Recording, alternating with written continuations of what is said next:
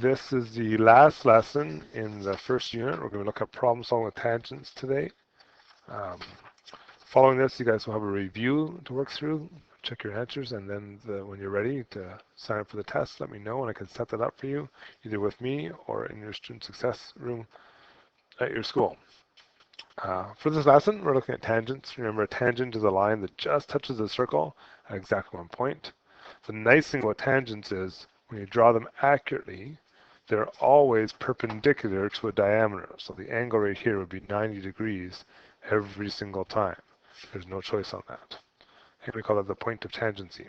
We like right angles because just thinking about it, if I were to draw a line that went like this, that creates a right angle triangle, and we can use Pythagoras again. And that's going to be one of our keys again.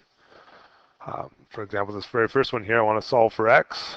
Well, if this is a tangent, it's got to be a 90, which makes this side c, and I can do a squared, or 6 squared, plus b squared, 8 squared, equals x squared. If I put that in my calculator, on the left-hand side, I get 100. That's what x squared is. To get x, I'm going to square root it, and x has to be 10 centimeters, or sorry, in this case, inches. And Pythagoras, and we use Pythagoras all over the place. Look at the second example, read it through, give it a try, okay, see if you get the right answer. They're telling us that the distance from the center of a circle, so we have a circle here, draw that, okay, to a point outside the circle is 20 centimeters. So from the center to a point outside is 20 centimeters. Okay.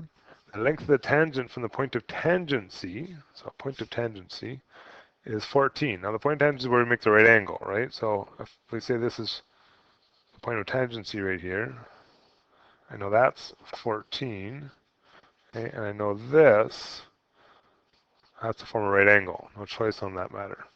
And I want to know the radius of the circle. Well, the radius of the circle is from the center to the outside. Okay, so here's my r. So again, I got Pythagoras going on here.